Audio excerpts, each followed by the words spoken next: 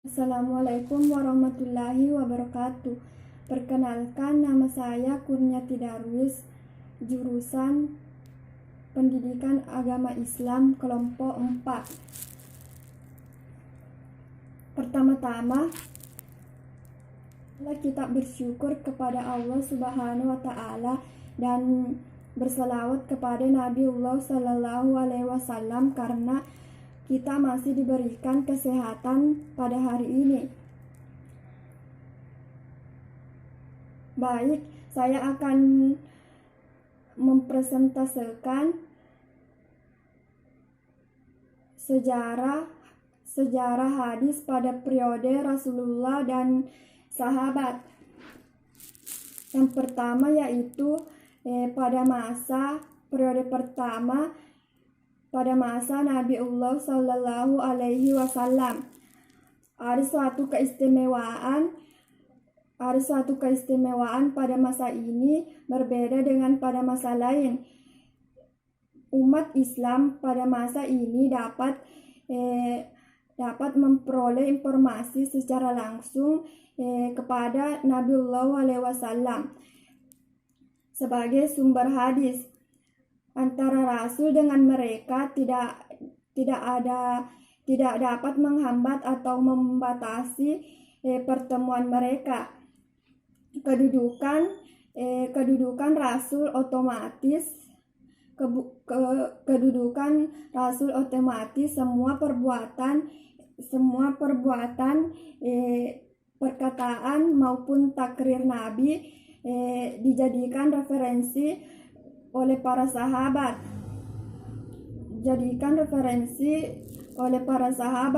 Dan para sahabat tidak menyia-nyiakan keberadaan Rasul.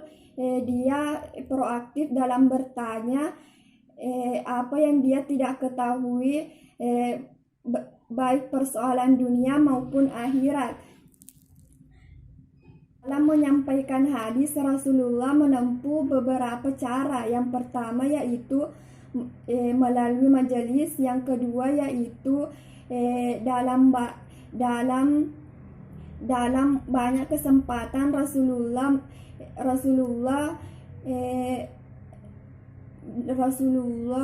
menyampaikan hadis kepada sahabatnya, dan sahabatnya nanti akan menyampaikan kepada umat Islam. Yang ketiga yaitu dengan cara ceramah dan pidato di tempat terbuka. Yang ketiga yaitu untuk hal-hal sensitif, baik masalah keluarga maupun biologis. Yang kelima yaitu melalui perbuatan Nabi yang disaksikan secara langsung. Kedua yaitu hadis pada masa sahabat besar. Setelah Nabi wafat, para sahabat tidak lagi mendengar sabda-sabda Nabi dan menyaksikan perbuatan Nabi secara langsung.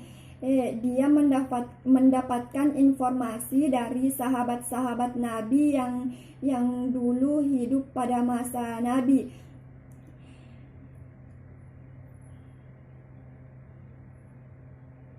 Sebagai periwayat pertama dalam meriwayatkan hadis, tradisi kritis di kalangan sahabat menunjukkan bahwa mereka sangat peduli tentang kebenaran dalam periwayatan hadis. Yang pertama yaitu para sahabat bersikap cermat dan hati-hati dalam menerima suatu riwayat. Yang kedua yaitu para sahabat melakukan penelitian dengan cermat. Yang ketiga yaitu para sahabat sebagaimana yang dipelopori oleh Umar bin Khattab mengharuskan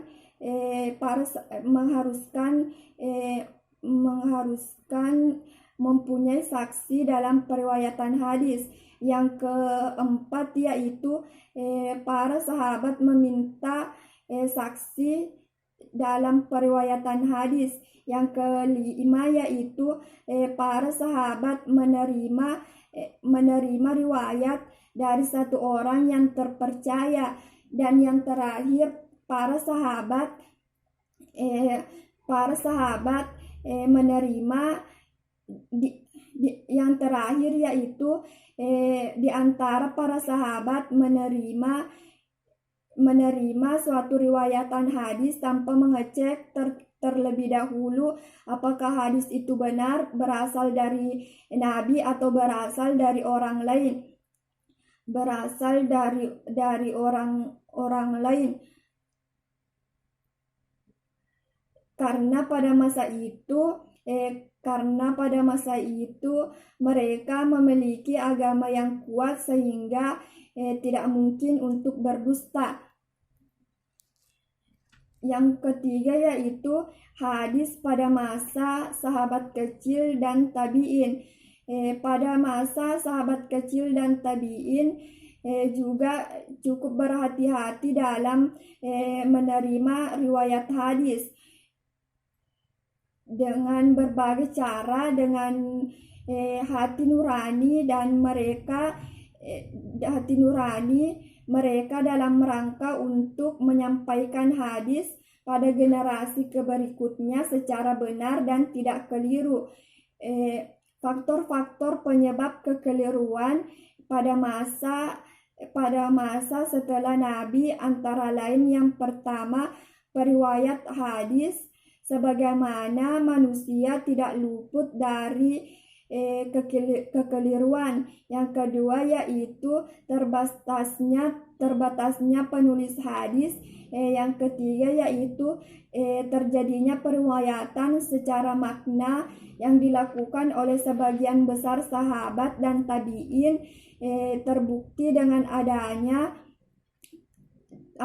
hadis atau kisah yang sama tetapi memiliki redaksi yang beragam. Sekian dari presentasi sejarah hadis pada periode Rasulullah dan sahabat. Sekian dan terima kasih. Assalamualaikum warahmatullahi wabarakatuh.